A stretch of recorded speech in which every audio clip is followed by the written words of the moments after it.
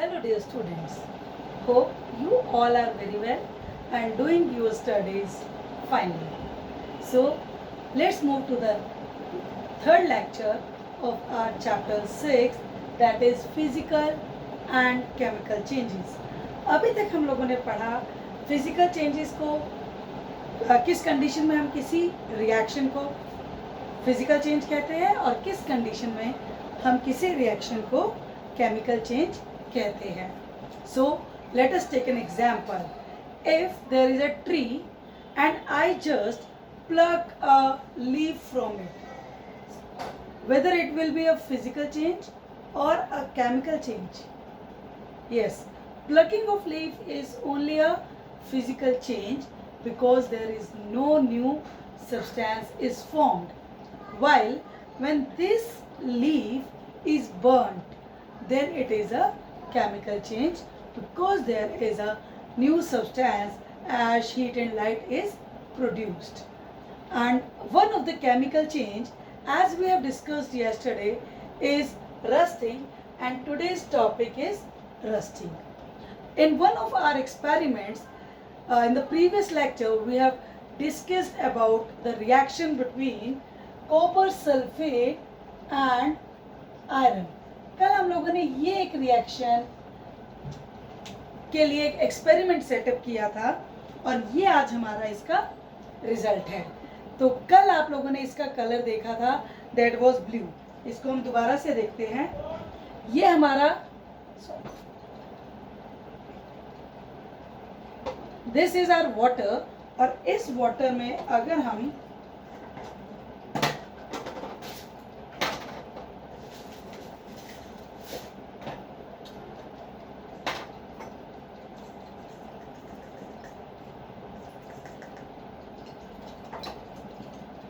Copper sulphate के crystals डालते हैं तो ये इस तरह का ब्लू कलर का, जब ये पूरी तरह से डिसॉल्व हो जाएगा तो ये ब्लू कलर का सॉल्यूशन बन जाएगा. और इस ब्लू कलर में के सॉल्यूशन में जो कॉपर सल्फेट का सॉल्यूशन है उसमें हमने कल एक आयरन नेल डाली थी, और जिस आयरन नेल के साथ इसका रिएक्शन हो गया जो हमने पढ़ा था पिछले लेक्चर में, क्या बनता है? FeSO4 बनता है और साथ में कॉपर का डिपोजिशन हो जाता है आयरन के ऊपर. ये हमने कल पढ़ा था. ये देखिए बेटा, this is our copper sulphate solution, और ये हमारा रिएक्शन के बाद कलर आया. So we can easily see that yes this blue is get converted into green. और अब हम इसको देखने के लिए जो हमारा नेल है उसको हम देखने के लिए इसमें निकालते हैं.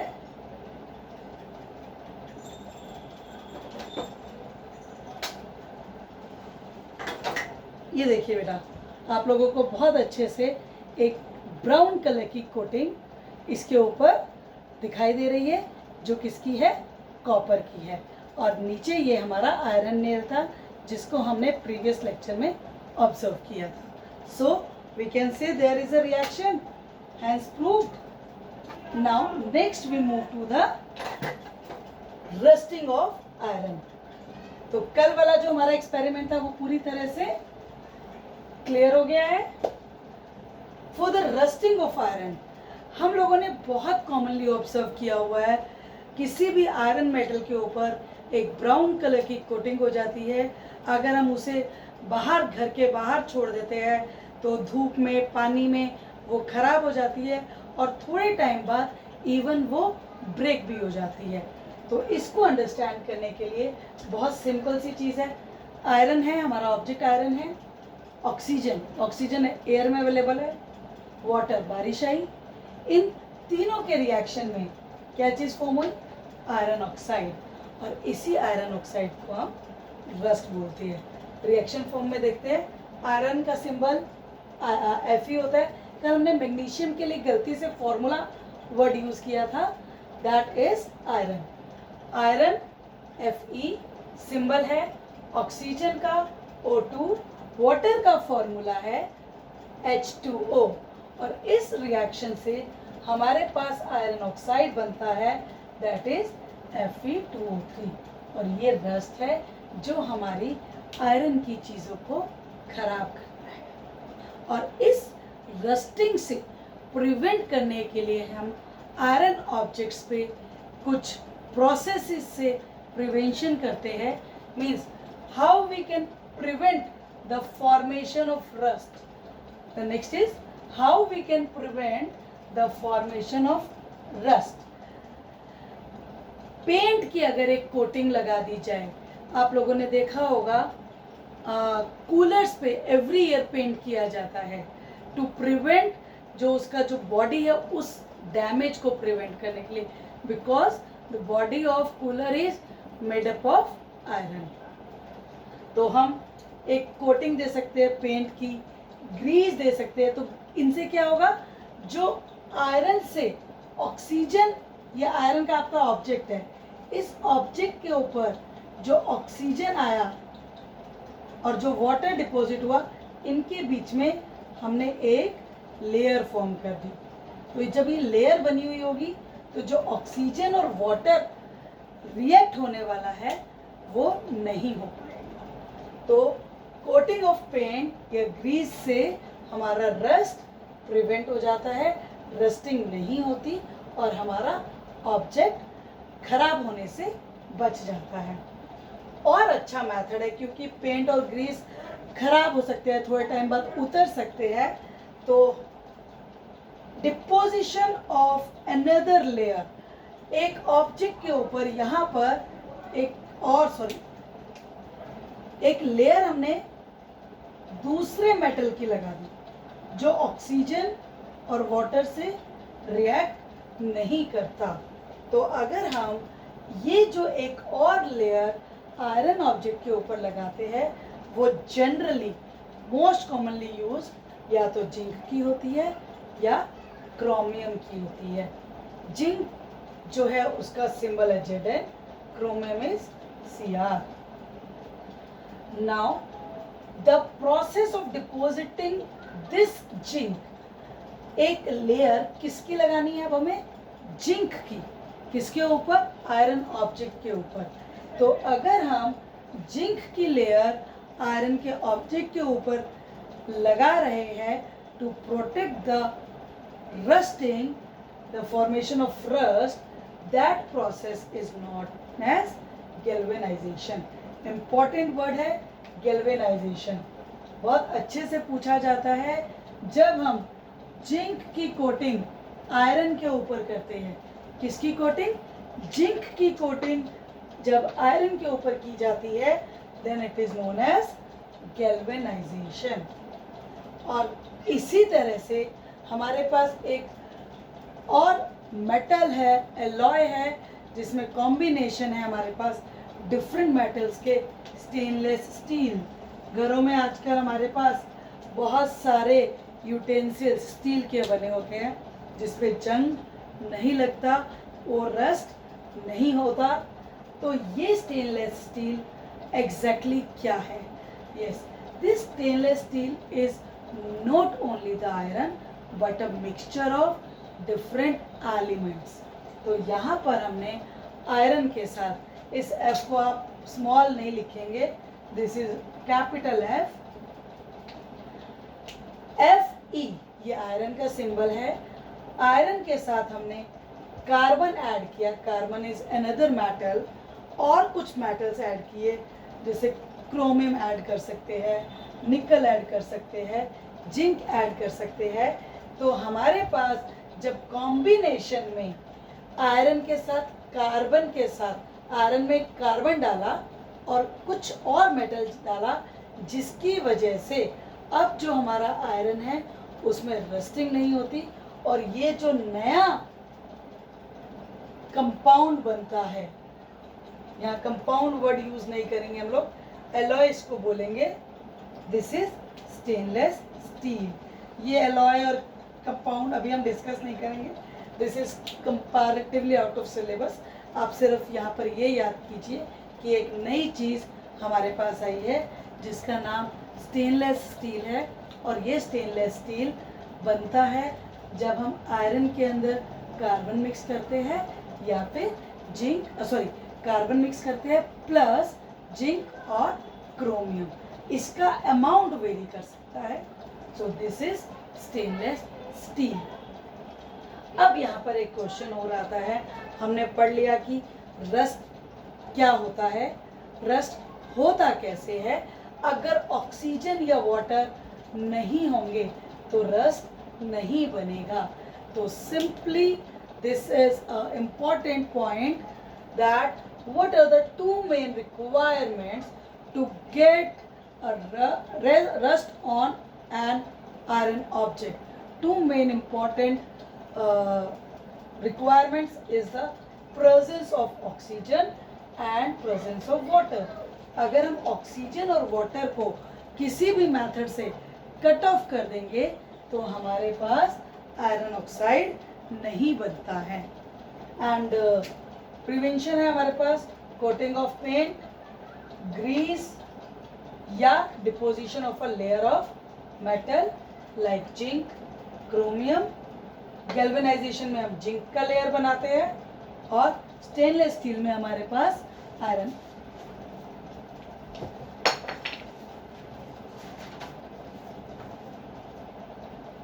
So this is clear to you? And now next topic is crystallization. हमारा जो नया टॉपिक है, last topic of this chapter is crystallisation. आप लोगों ने पिछली क्लास में कुछ मेथड्स पढ़े थे, 6th क्लास में सेपरेशन ऑफ सब्सटेंसेस में, कि हम दो सब्सटेंसेस को कैसे सेपरेट कर सकते हैं।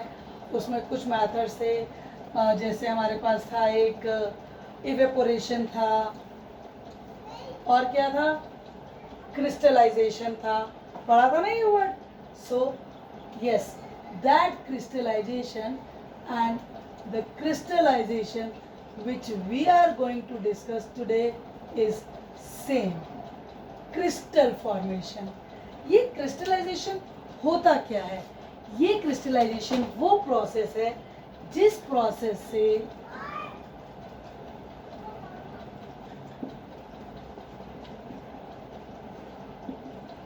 pure state of any substance. So let us take the example which we have already discussed in class 6.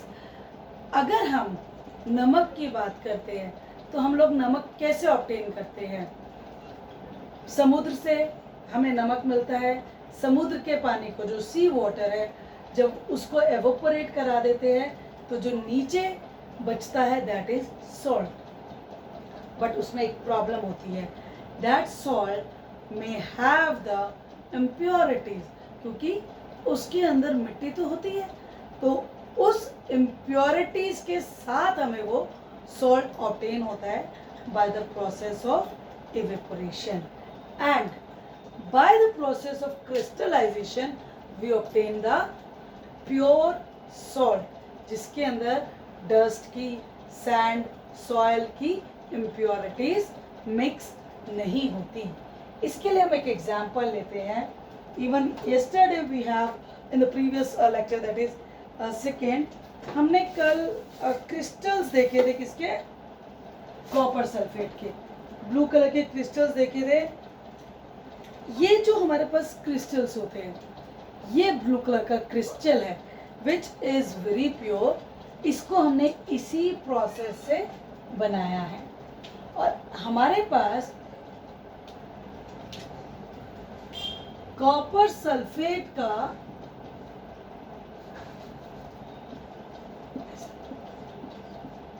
Powder भी आता है, और वो जो पाउडर होता है वो इम्प्योर होता है।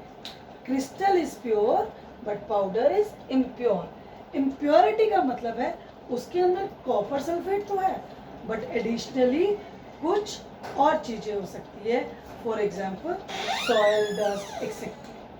तो अब हम यहाँ पर आज यही प्रैक्टिकल डिस्कस करने जा रहे हैं। हमने क्या करना है, बहुत सिंपल तरीके से इसको डिस्कस करेंगे। ये देखिए, ये हमारे पास सल्फ्यूरिक एसिड है, डाइल्यूट। अच्छा, एक और इम्पॉर्टेंट चीज, ये दो वर्ड्स आते हैं हमारे पास, dilute acid and concentrated acid. इन दोनों का क्या मतलब है, ये वर्ड हमने पहले भी डिस्कस किया है। डाइल्यूट का मतलब होता है इसके अंदर वाटर प्रेजेंट है, एसिड बहुत थोड़ा है और वाटर ज़्यादा है। हम जब वाटर के अंदर थोड़ा एसिड डाल देते हैं, वाटर के अंदर थोड़ा एसिड डाल देते हैं, तो वो डाइल्यूट एसिड होता है। और कंसेंट्रेटेड का मतलब होता है इसकी प्योर होता है, वो प्योरिटी लेवल उसका हाई होता है। तो दैट इज हाईली क्या बोल सकते हैं, जिससे हमें नुकसान होगा। अगर ये हमारे हाथ पे गिर जाए तो हमारा हाथ जल तक सकता है अगर हमारे पास कॉन्सेंट्रेटेड एसिड है। और सल्फ्यूरिक एसिड बहुत हार्श केमिकल है, अगर ये हमारी फिंगर पे लग जाएगा तो हमारी फिंगर वहीं से जल जाती है, हमारा कपड़ा जल सकता है। इसीलिए इन एक्सपेरिमेंट्स को हमेशा टीचर की प्रेजेंस में करना चाहिए। And here we are using dilute sulphuric acid, sulphuric acid use कर रहे हैं।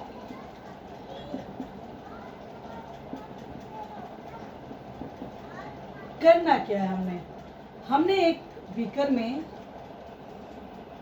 वाटर लिया, इस वाटर में हमने few drops of sulphuric acid add कर दी।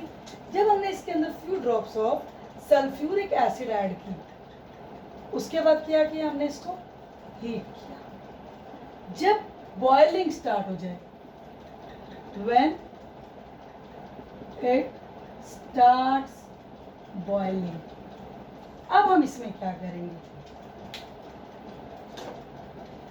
से इसके अंदर हमने क्या लिया,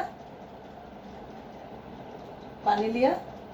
पानी के अंदर हमने क्या डाल दिया, कुछ ड्रॉप्स सल्फ्यूरिक एसिड की डाल दी। इस तरह से लेंगे और कुछ ड्रॉप्स डाइल्यूट सल्फ्यूरिक एसिड की इसके अंदर इस तरह से डाल देंगे। और जब हम इसके अंदर कुछ ड्रॉप डाइल्यूट सल्फ्यूरिक एसिड की डालें तो उसके बाद हम इसको क्या करेंगे, हीट करेंगे। जब ये बॉयल होना स्टार्ट कर जाएगा तब हम इसमें ऐड करेंगे ये कॉपर सल्फेट का पाउडर। और ये कॉपर सल्फेट का पाउडर हम कब तक ऐड करेंगे,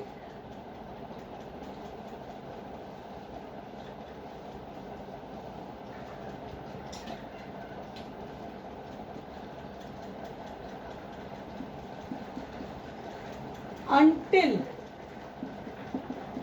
no more powder can be dissolved। और इसका क्या मतलब है कि हमें सैचुरेटेड सॉल्यूशन बनाना है। और ये सैचुरेटेड सॉल्यूशन क्या होता है, इसको भी हमने डिस्कस किया हुआ है। दोबारा एक बार देखते हैं। सैचुरेटेड सॉल्यूशन वो सॉल्यूशन होता है, आप लोग घर में लेमनेड बनाते हैं, चीनी डालनी स्टार्ट की, मिक्स की, एक और चम्मच डाली, 2 चम्मच डाली, 3, 4, 1 ग्लास में। और एक स्टेज ऐसी आती है कि उस स्टेज के बाद जब वो बॉयल कर रहे हो तो मैक्सिमम डिसॉल्व हो जाएगा। अगर आप नॉर्मल पानी में डिसॉल्व करोगे तो ज़्यादा चीनी डिसॉल्व नहीं होगी, पर जब आप उसको हीट करोगे, बॉयल करोगे, तो उसमें चीनी ज़्यादा डिसॉल्व हो जाएगी। तो जितना एक्सेस में आप उसमें डिसॉल्व कर सकते हो डिसॉल्व कर देंगे, बट कौन सी कंडीशन तक, जब उसमें और चीनी डिसॉल्व नहीं हो। तो इसी तरह से यहाँ पर हमने क्या किया, कॉपर सल्फेट का पाउडर डाला और उस स्टेज तक डाला जब तक कॉपर सल्फेट का पाउडर उसमें डिसॉल्व होना बंद नहीं हो गया। मीन्स अब उसमें और कॉपर सल्फेट का पाउडर डिसॉल्व नहीं हो रहा, और उस स्टेट को हम बोलते हैं सैचुरेटेड सॉल्यूशन। मतलब इसका स्टेग्नेशन पॉइंट आ गया, सैचुरेट हो गया, इसके अंदर अब और पाउडर डिसॉल्व नहीं हो सकता। जब हमें वो स्टेज मिल जाएगी तो हम उसको फिल्टर करेंगे। फिल्टर के लिए हम लोग क्या करते हैं, कॉनिकल फ्लास्क लेते हैं, इस तरह की हमारी कॉनिकल फ्लास्क होती है। इस कॉनिकल फ्लास्क में जो हमारा फिल्टर पेपर होता है, उस फिल्टर पेपर को फोल्ड करके ये सर्कल होता है, इस सर्कल को हमने फोल्ड किया, सेमी सर्कल बनाया, इसको एक और फोल्ड किया, इस तरह का कोन लाइक फॉर्म हमारे पास बन जाता है। और हम इसको खोलते हैं, एक तरफ एक पेपर रखते हैं और दूसरी तरफ 3 पेपर रखते हैं और ये इस तरह से कोन बन जाता है। और इस फिल्टर पेपर को हम इसके ऊपर लगा देते हैं। तो यहाँ पर हमारा फिल्टर पेपर अटैच हो गया। जब ये फिल्टर पेपर यहाँ लग गया, अब हम ये जो सॉल्यूशन था ये इसके अंदर ऐड करेंगे और ड्रॉप वाइज जो अब हमारे पास सॉल्यूशन है वो फिल्टर हो जाएगा। तो इसको देखते हैं से ये हमारा कॉपर सल्फेट का सॉल्यूशन है और इस कॉपर सल्फेट सॉल्यूशन को हमने फिल्टर करना है। और फिल्टर करके, क्योंकि अभी गर्म था ये हमारे पास, उसके बाद हम इसे रख देंगे टू कूल। और जब ये ठंडा होगा तो इसमें क्रिस्टल्स अपीयर करेंगे, ये जो हमने अभी ऑब्जर्व किए थे। इस तरह के हमारे पास ये क्रिस्टल्स इसी प्रोसेस से बनते हैं जो अभी हमने दिखाए थे। एक बार और देख लीजिए, ये देखिए, ये क्रिस्टल्स की शेप हो जाती है and this process is known as crystallisation. So this is all about this chapter. इस चैप्टर में हमने पढ़ा different physical processes, different chemical processes, method, how rust takes place, what are the essential requirements of rusting, for rusting, how we can prevent rusting, what is galvanization, and what is the purpose of using the layer of zinc on the metal, iron के ऊपर zinc लगाने का क्या फायदा है। And last topic of this chapter which we have discussed was crystallization. Crystallization pure form में substance को obtain करना, जिससे फिल्टर के टाइम पर इसकी सारी इम्प्योरिटीज सिर्फ ऊपर रह जाती है और नीचे क्या जाता है, प्योर सॉल्यूशन। और जब ठंडा होता है तो ये हमारे पास क्रिस्टल्स बन जाते हैं। सो this chapter is completed. One more topic which is given in the book is ozone layer. ये भी हमने क्लास 6 में थोड़ा सा डिस्कस किया था। तो यहाँ पर ये ओजोन लेयर क्या है, ये देखिए बेटा, ये हमारी अर्थ है और इस अर्थ के एटमॉस्फेयर पर बाहर की तरफ ये एक लेयर है जिसको हम ओजोन लेयर बोलते हैं।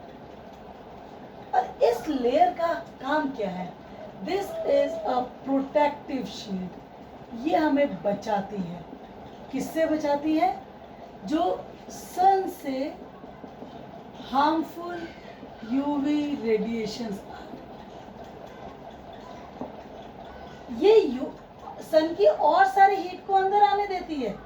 इसमें एक और रेडिएशंस होती है जिसको हम बोलते हैं IR रेडिएशंस, जिससे गर्मी हमें मिलती है, उसको तो ये अंदर आने देती है, पर ये यूवी रेडिएशन को एज सच वापस भेज देती है। यहाँ यूवी रेडिएशन टकराई और वापस चली गई। तो ये जो ओजोन लेयर है, this is very important for us. इसको दोबारा देखिए, यहाँ पर क्या होता है, ये यूवी रेडिएशन आती है और यहाँ से टकराकर वापस चली जाती है। और ये ओजोन लेयर क्या चीज़ है, this is a layer which is formed by the process which is known as a chemical reaction. यहाँ पर भी एक केमिकल रिएक्शन हो रही है जिसकी वजह से ये ओजोन लेयर बनती है। हमारे पास इस नेचर में ये ओजोन लेयर कैसे बनी है? Due to a type of a chemical reaction. But ये ओजोन लेयर खराब भी हमारी वजह से ही हो रही है, क्योंकि हम आज की डेट में बहुत सारी तरह के केमिकल्स यूज कर रहे हैं। जैसे एक होता है CFC,